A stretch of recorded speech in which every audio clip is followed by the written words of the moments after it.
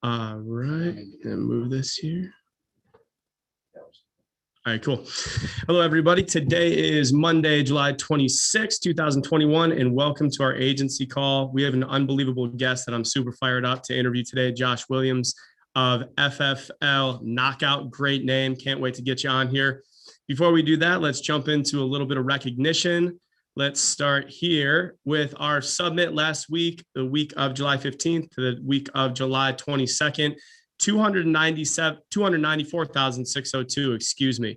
Number one producer for the week out of 80 submitting agents, the Raging Cajun, who is on a freaking tear, 26,745. Steve the Italian Stallion Giordano, 21,656. Orlando No Pain No Gain, call it 17,000 even. Jesse Parley, 13,261. Chris Wasserman, 13,225. Alex Labrija with FFL Third Coast, 11,350. Mason Johnson tracking his best month ever, 9,843. Tyler Knox, 9,561. Caleb Sewell on a roll, 9,189. David Henson, 7,868. Ben Roberts, 7,788. Tierra Brown, 6,442. Julie W, 6,197. Samantha C with her brand new agent. Great job, Samantha, 6,116. Steph Cover, 6,018. Mark T, 5,742. Myself, 5,688. Marianella, brand new agent, first writing week, 5,490. Anthony H, 5,394. And Taylor A with 4,931. Great job, guys. 7 new writers last week. Mark T, Nair H, Scott S, Colleen H, Stacy Ann D, Casey B, and Hector Q. That looks like great job, guys. 177 apps. Issue paid production this week through 3 weeks in July. We're tracking our best month to date with our business here. Congratulations, guys. Great job. 756,118. I think week 4 is going to be even bigger. Week 5, I think we're tracking 1.3 this month. So great job. And thank you to everybody who's crushing it. Number one producer, as always, FFL Apex and FFL as a company, Steve Giordano, 95,109. Incredible job, dude. You're a machine.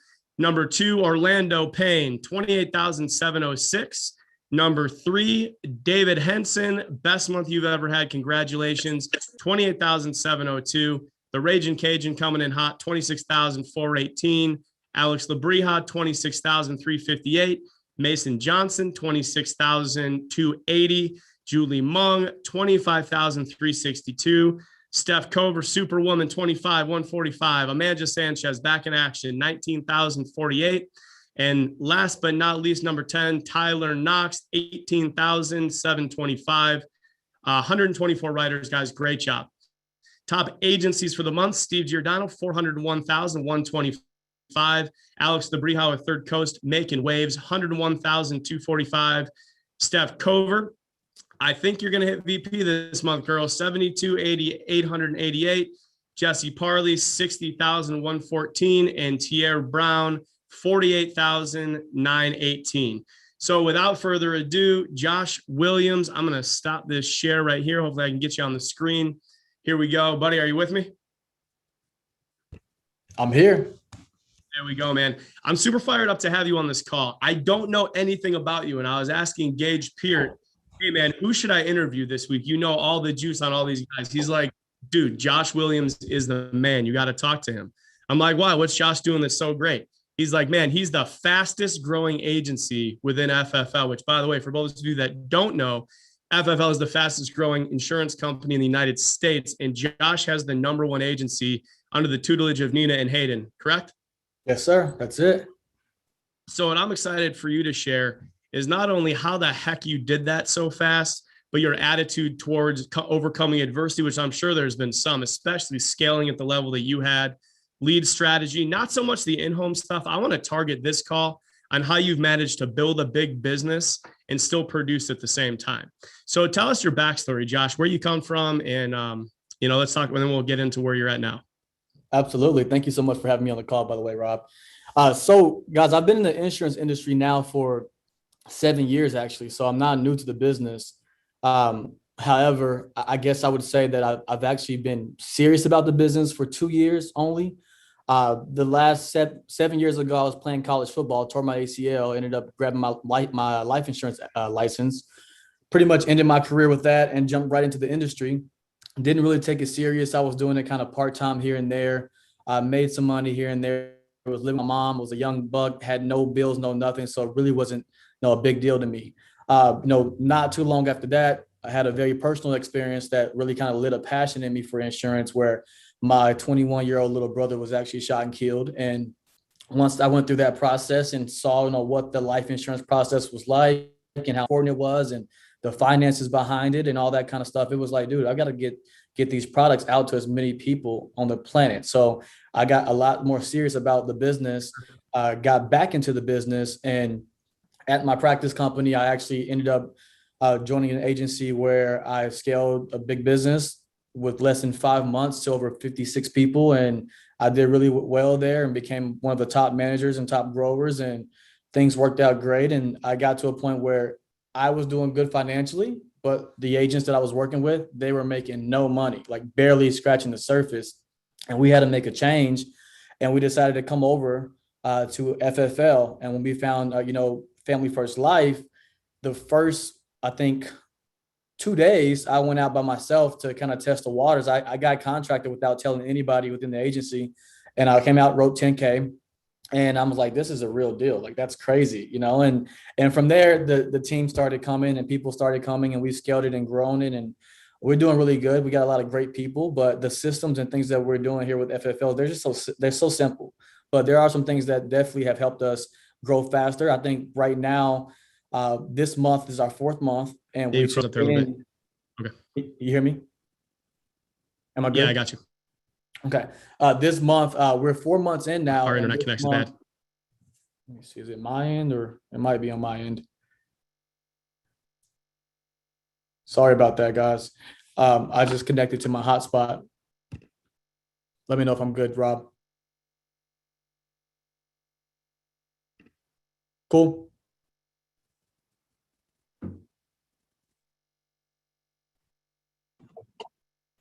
All You've good? been good. I've never not heard you.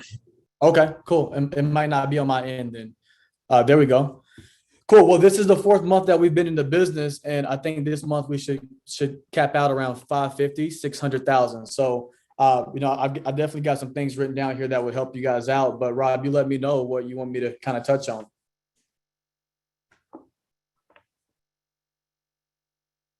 I think it's Rob, because I can see Orlando and Tier and everybody else. We might have lost Rob. I'm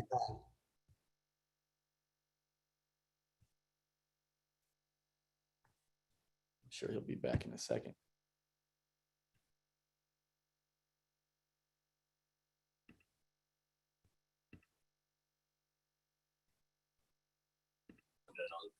My man, I'm here. How you doing, brother? There we go. We're back. Okay, cool. So you guys can hear me, though, right? Rob texted me he lost his internet. Okay, no worries. Let's roll.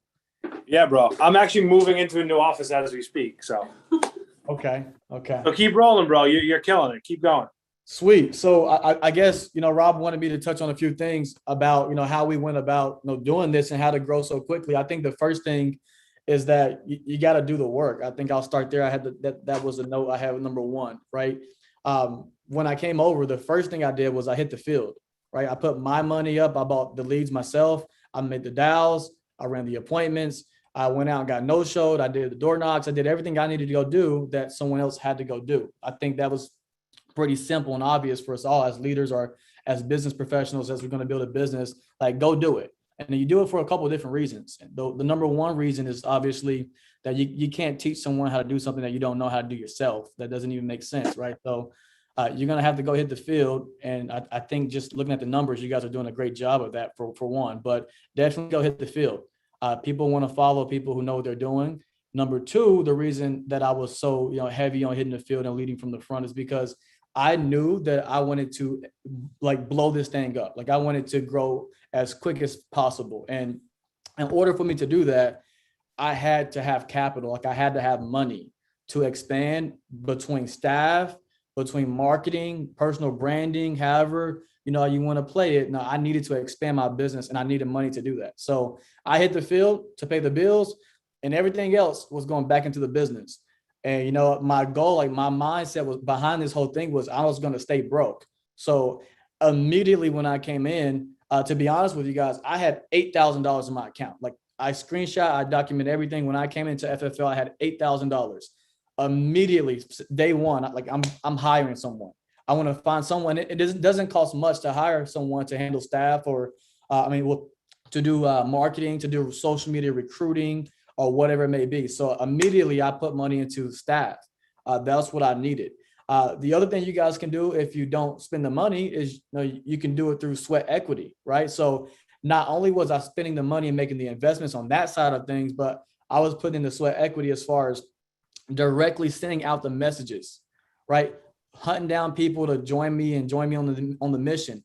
If you don't open your mouth and tell people that you sell life insurance, no one can buy from you. If you don't open your mouth and say, hey, I'm hiring, no one's going to join you. Like that's just very simple, right? So everyone knows what I do. I scream it across every platform every day. I don't care who it is. Like I say, hey, my name is Josh Williams and I'm hiring every single day on every single platform.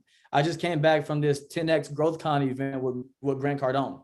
I walked into that event with the I'm hiring at that man Jay Will on my t-shirt, because I'm not there for the information. To be honest, I was there to meet people, to grow my business. And I'm in a room with 1,000 sales professionals and they're asking me, what do you do?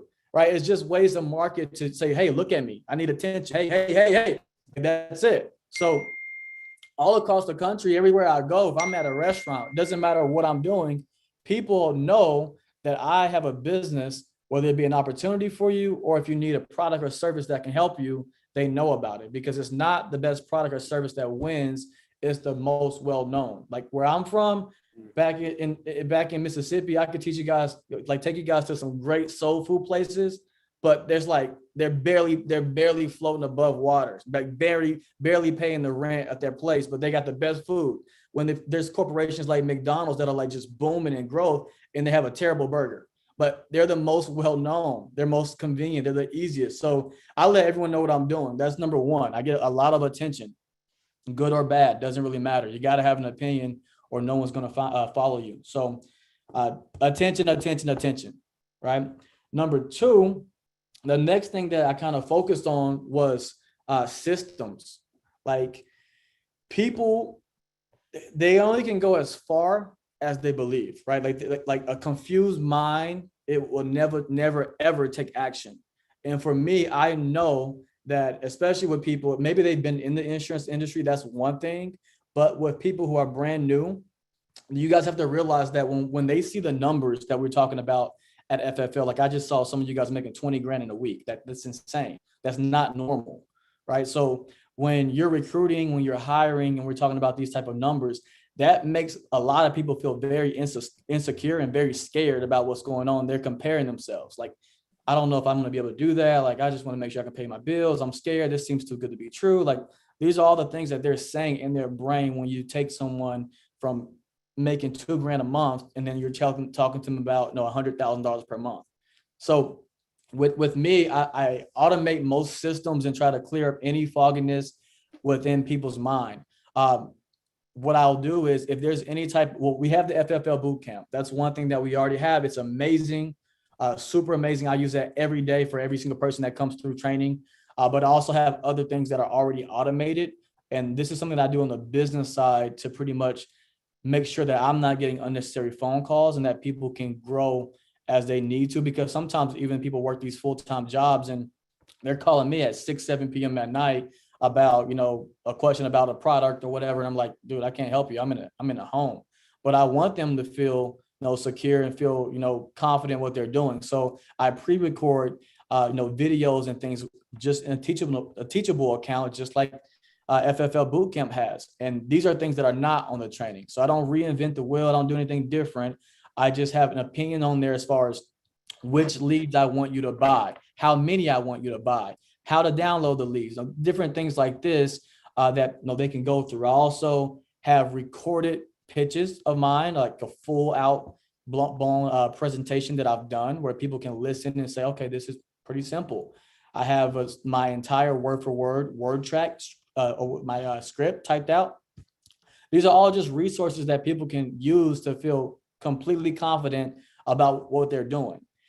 Now, how to get someone going like fast, like that's the most important thing you can do if you're hiring, because what you're doing is really you're buying their excitement. And the best thing for you and your business is to have them excited, because when they first come in and they make a big check, that's when they're going to recruit the most. That's when they're going to hire people the most, right? When they come in, it's a new opportunity. They're lit up with passion and fire. Like they're fired up. They just got the biggest check of their life. And if you think they're not going to recruit then and they're going to recruit 6 months later, it's not happening. So for me, I really used that excitement. And the way I roll with it is I personally haven't been home in 2.5, almost 3 months now. I go city to city to city because I'm committed to this goal of being the fastest person to integrity. I'm committed to just building this just massive business. And what I do is I will go to where the people are. And when I get there, I will take them in the field. Like there's certain rules that I follow. And one of those rules are I don't present to anybody about life insurance without someone watching me. In my brain, it makes zero sense for me to sell insurance without someone watching. Like I'm building a business. If I'm going to sell insurance, I'm only doing it while someone else who is training is going to watch me do it. So that's kind of some rules that I use, that when I go out in the field, there's always someone new watching me. And then I always kind of hold myself accountable, because I'm like, hey, I don't have anybody to take out in the field with me. Well, what's the problem, Josh? Oh, you didn't recruit anybody. So you got to go back to the recruiting stage. You need to go get some fresh blood here, right? So I'm always having someone new in the field with me. That's kind of one of the major things. But I have these growth conversations, and I'm going kind of fast here. I don't know how much time we have, guys, but I have these growth conversations. I think that a lot of people don't know what is possible with FFL, as far as they're here, they're making money, they're selling insurance, they're making some big checks, but a lot of people don't know what it takes to get to integrity. A lot of people don't know about the VP bonus programs. This is free, non-chargebackable money. Like that is insane, right? Like they don't know these things exist, and they're here and they're hyped up because they're selling and they're making more money than they are before, but no one's challenging them on the other side of the business, which is, growing a business, right? So I have those uncomfortable conversations with people. I call people out when I have someone go out and do 10K, 20K in a week. I'm like, congratulations. Did you hire anybody? Did you tell anybody that you did that? No. Okay. Well, are you selfish, or do you not care about your friends and family? Like, what's going on? Like, you just made 20 grand and you have people that are friends and families of yours that are struggling, and you didn't tell anybody that you did that. It doesn't really make much sense to me, John. What's going on? Right? Or you go out and make 10 grand in a week, and I'm like, dude, that's pretty cool, but do you plan on selling life insurance for your whole life? What's going on? Yeah. Okay. Right. Like, these are the questions that I'm asking people to get their brain going, as far as hey, there's something more here. Don't miss out on it. And sometimes these people who are great at, going out and producing, they're just not the best at, recruiting or hiring and things like that. But if you are great at recruiting, which I think I'm a really great recruiter, when I go out and recruit, I usually recruit in groups, right? That's a big thing that has made me grow a lot quicker. Is I usually recruit leaders of organizations. And when they come in with 5+ people. And I also always have this constant flow through my social media of people coming in. But what I do is, when I have someone who is in the business, who's new, who's excited, who knows about the VP program, they know about integrity, I'm like, hey, John, look, I've got 20 new people coming in right now. It's a lot more people than I can deal with. I need some help. If you can go out and do 10K this week, what we're going to do is I'm going to let you train with 2 of these guys. Can you handle 2? Okay, cool. So I'm going to let you handle 2 of these guys here. And that's going to help you start getting some passive income and get closer to the VP program and those things that we talked about. Cool. But I need you to hit 10K, or if you can't do that, I can't trust you with training these guys. What do you think they're going to go do? Well, they're going to go bust their butt and hit that 10K, because they know what's in it for them as well. So it's like, it's a win-win for everyone. I'm winning because I I can get some of my time back, right? The business is still booming and growing. They're winning because now their business is booming and growing. The new agent is getting some help from someone who's fired up to make sure they show them the right thing because they know what's in it for them. So everyone's winning, right? So I'm structuring deals within the organization to make people get fired up about it, because there's some people, they're like, well, I'm never going to be able to do that because I can't figure out how to recruit people. Well, you recruit them. Like, you're good at it. You hire enough people and help them, right? So there's so many little things like that I go about. But really, man, I put a lot of attention on growth. Like, I need new people in every single day. I don't spend time trying to go back to people who are like not committed. They won't buy the leads. They won't go out in the field. I'm like, hey, dude, this is what you need to do. If you're not going to do it, I got to keep rolling, right? So I give everybody all the resources necessary, but I look for people who want it, and I plug them into systems and opportunities that otherwise they wouldn't have gotten.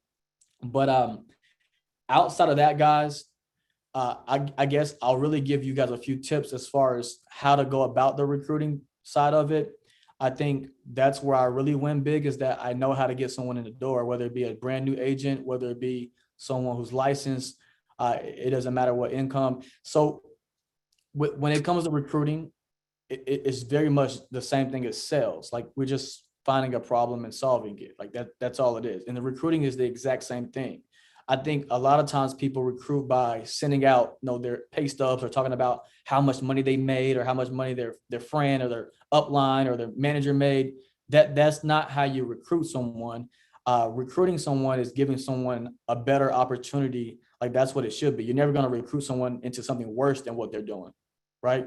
Like, that's not going to happen. You're going to recruit someone into a better opportunity. So you can't recruit someone in a better opportunity unless they tell you they don't like the opportunity they have. So for me, it's like, I've got to find a problem by asking you great questions first before I ever insult you and say, hey, come join my company. You never told me you had a problem with what you're doing. There's some people out there who are 1000% happy. They're cool with what they're doing. They don't care about making extra money. They love the work-life balance they have, and they're not going to move. And if you're trying to make them move, it's just going to ruin your relationship with them or whatever. So when you're recruiting, the way I recruit people is I have genuine relationships, genuine conversations with them. If I add, Orlando to Instagram, and I see Orlando, at the gym working out, I'll probably swipe up and say, yo, man, you're crushing it. Do you work out every day or what?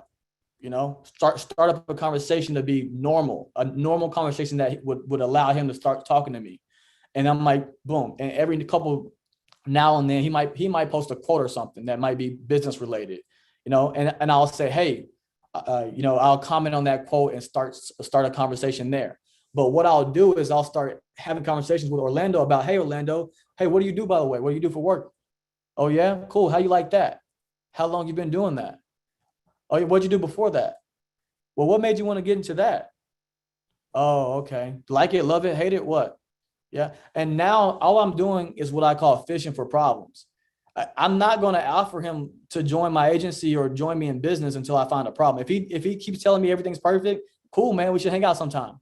And I'll let him stay on my Instagram profile and get the drip. And he'll see me winning in life and see me growing. If he tells me he has a problem, the second Orlando tells me, yeah, man, I like it, but I'm not getting paid enough. Boom, that's a problem. I have a solution for you, right? The second Orlando says, it's cool, but I work too many hours, man. Boom, that's a problem. It's cool, but I don't really like my boss. He's kind of a jerk.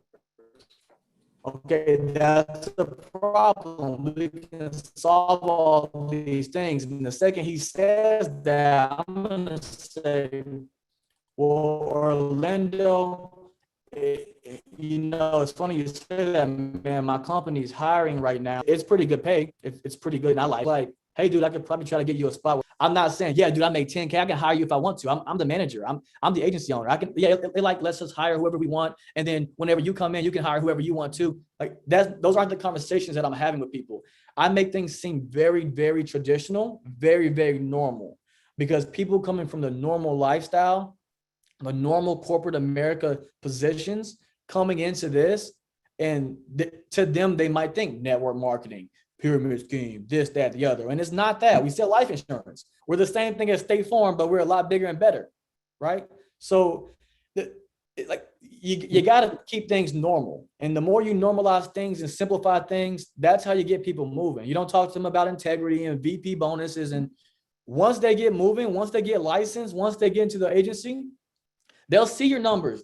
People come in, have no idea who I am or anything outside of me offering them a position at my company. Then I plug them into my staff and say, hey, Riley, this is John. I met him at so-and-so. He's interested in the position. Can you set him up with study course license information? Boom, he's done. He comes in, he finally sees everything once he's passed his exam. He's seen the numbers. He's seeing Josh Williams, fastest growing agency. He's like, dude, you didn't tell me that. Oh, yeah, man. It wasn't really a big deal, but yeah, we're doing well. You're on a good team, right? And now he's like excited, where in the beginning, had I told him like, yeah, dude, I'm the manager. I'm 25, but I run this and run that. And I got to do more research. Can you send me a link or something? Right? So you have to recruit people by being normal, fishing out problems, keeping everything traditional, and that's how you get people to move. You have to normalize this thing, because making 20,000, 40,000, 50,000 in a month is not normal. It's not. So those are some of the nuggets that kind of really helped me. I know I'm covering a lot of things quick, but I want to open it real quick. If you guys have any questions or want me to cover anything else, is this stuff making sense or what? Yeah, I think it's awesome. I think the biggest takeaway, number one, is the fact that you came in and you saw this for a business, and you didn't think, you didn't think twice about it. You just attacked it, and you've been in attack mode, and that's why you've grown so quickly. So where's home base for you? So I live in Arizona. I haven't been there in 3 months. I live in Phoenix, Arizona. I'm working out of the office out of Mesa with Grady Polson and Nina and all those guys. But yeah, okay. I'm actually out in Florida right now. Now, how do you manage your time now, as far as, time in the field and time recruiting? Like, what does your schedule look like, between the two? Absolutely. So the recruiting kind of can be on autopilot, guys. Like, there's only two sides of it, right? It's being direct as far as going out and getting the people. And then there's the other side of it is inbound. Like, there's outbound and inbound. The outbound is taking me time, because at that point I'm sending out messages. I'm hitting people up, that type of stuff. Inbound to me is just coming from me being able to market myself properly on social media. And that's that drip that we talk about. So as far as outbound and how I manage this thing, I wake up earlier. I don't know what you guys' schedules are, but if you have to wake up earlier. And you can have a checklist in the morning of saying, hey, I need to make sure I send out this many messages or else, I'm going to be like pissed at myself, however you guys want to go about it. But I have a checklist, and on my checklist, it's like, hey, Josh, you need to make sure you send out 25 messages this morning. Like, it doesn't take long to drop someone a message saying, hey, so-and-so, I saw you're in this company. How long you been there? Copy and paste and change their names, right? It doesn't take long to do that type of stuff. Well, throughout the day, once you send 25 out, people are going to start responding to you constantly. Like, they're going to throughout the day, and you'll be in the field, you'll be working, you'll be busy, right? So you'll come back and check your phone with another 5-10 messages of people responding to you.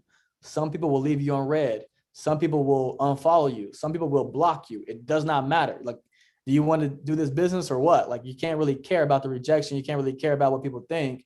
It's like, hey, it's for some people. It's not for some people. Keep moving. So you send out enough, and just through the numbers, people will say yes. Like, not many people are happy with what they're doing. So you just have to reach out to them. That's what I'm doing as far as outbound. I send them out in the morning, and then throughout the day, I'm working those constantly. And when I do it, not only am I sending out the messages, but I'm always adding another additional one. So it's the bye-bye rule. So whether I let's say you guys start off slow and you do 10 messages and add 10 people to your social media, right? Well, if you send out 10 messages every single day, eventually you're going to exhaust all the people on your social media platform, whether you're Instagram or whatever else it may be. So you have to add new life to it constantly. So if you send 10 messages, you need to go, add 10 more people. Right. And you don't want to just add random people. I do it certain ways where I'm being super, super strategic. One of my favorite platforms is Instagram. Well, if you go into the Instagram search bar, you can use hashtags and type in hashtag. You can target a certain insurance company if you wanted to. Right. You can hashtag PHP, hashtag this, that, the other. You can hashtag an insurance company where people already have a license and being underpaid and being overworked and not happy. right? You can go in there and hashtag sales professionals, sales reps. You can hashtag network marketing companies. You can hashtag whatever you want, and it's going to pull up people that are in that. You can hashtag door to door, hashtag business to business, hashtag telesales. And all these hashtags will pull up people who are posting pictures and comments and things, and they're using that hashtag. If someone's hashtagging sales in their sales bio or whatever, that's probably because they're interested in sales. So that would probably be a good person to send a message to, right? So social media, if you're looking for a certain area, I do the same thing. Like, for example, the East Coast is on fire with leads right now. So I've been hiring a lot in Pennsylvania, New Jersey. I've been hitting hard in Maryland, Virginia, right? All these areas over here, and all I do is type in location on the Instagram bio part. If you put location, it puts you in front of people over there. And all I do is look for normal, everyday people, add them, like a few pictures. Some add me back, some don't. And then when they post, and they post a funny video or a meme, I swipe up. That's funny, man. Where are you from? Yeah, start a conversation, right? Back to the same process. So that's outbound. Like that's you going out and doing the work. And then inbound wise, you do that through marketing, right? So I'm serious. I'm really, really serious about the business. And I spend a lot of time learning things that will help explode the business, which is marketing. I spend money on learning how to do Facebook ads and ClickFunnels and learning how to Google search. And like, I spend money on these things. Like I dropped $6,000 the other day to learn how to do a Facebook ad campaign to get coaching from that. Like, I'm not afraid to invest in my business. That's how you create this inbound thing, is learning how to do marketing and being attractive to people where they see your post and see what you're talking about and they're messaging you, right? So pumping out content, doing things like podcasts, doing things like that. That's how you're going to generate the automatic traffic, which is what you really want in the business. So do you have a social media manager, or just it's all you? It's just me. I do my own social media until I find someone that is really good at it. In my brain, I just feel like to get a great social media manager, it's going to cost me more than what I'm willing to pay right now in the business. But I have staff that will handle my contracting and hiring and whatnot. So I usually do all my marketing myself. And as I increase the people flowing in, I just pass them in for that process right now. So you have two staff, recruiter and contracting? Yeah, one person is pretty much responsible for the taking people through getting contracted, or whether they be doing the testing material. The other person is really responsible for the startup, right? I have a sheet of paper with all the links that they need to set their laptop up and all this stuff. So that they're doing a call. If I hire a group of 10, then I know that every day on Monday at this time, there's a new agent startup call where they're going to be on that call with that person, and they're going to be getting their laptops bookmarked with all the things they need as far as Americo's eApp, this and that quote tool. This is where you access everything. That way you're not in a home like, how do I do the application? Everything's on your laptop because we set you up that way, because we wanted you to have success that way. So we do some time on the front end and get people going quickly. Nice. Awesome. Well, my friend, I don't want to go too long. We try to keep this a half hour, but this was an awesome call. I am going to use this for my leaders this week to go through on the side of recruiting. You're not hiring one-off writers. You're hiring people that want to build with you, and that is no wonder why you're growing so quickly. Absolutely. Love it, man. Anything we can do for you, we'd love to, do anything we can, and we really appreciate you. What part of Florida are you in right now? Right now, I'm in St. Pete. I just came back from Orlando. Orlando was a good area. I dropped $18K there in one day. It's my biggest day so far. Yeah, bro. Florida's the gift that keeps on giving. Oh, yeah. If you're ever down here, I just opened an office down in Coral Springs, down by Fort Lauderdale. So come on down. Love to have you, do a training, and just meet with you. Absolutely, man. I will stop by next time. Appreciate you guys having me on the call. I hope that was helpful. Yeah, big dog. Appreciate you. Thank you so much. You guys have a good one. All right. Is Rob back yet? Yeah, I'm back. I didn't want to. I kept coming in and out. There he is. Jumping in. That was an amazing interview. Oh my God, that was so good. Some people just have the fire, and that was so motivating to hear. I hope that we had a similar experience for you guys too. Steve, the new office looks great. Look at that. Yeah. So anybody on here, Coral Springs, Florida, we will be open next week. We'll be on work spots. We got That's tons of space. We're going to have 25 dialing setups here. And we're just in the process of working today. So getting things going. Guys, last couple days of the month, let's finish strong. Like we said earlier, tracking our best month. A lot of families protected, a lot of agents making a ton of money. Orlando, congratulations to you. And Tierra, congratulations to you for building. Excited for your futures. Steve, congratulations on the office. And I hope you all took a ton of notes. Until next time, happy selling, guys. Bang the phone. Let's finish strong and have a record week and month. Bye.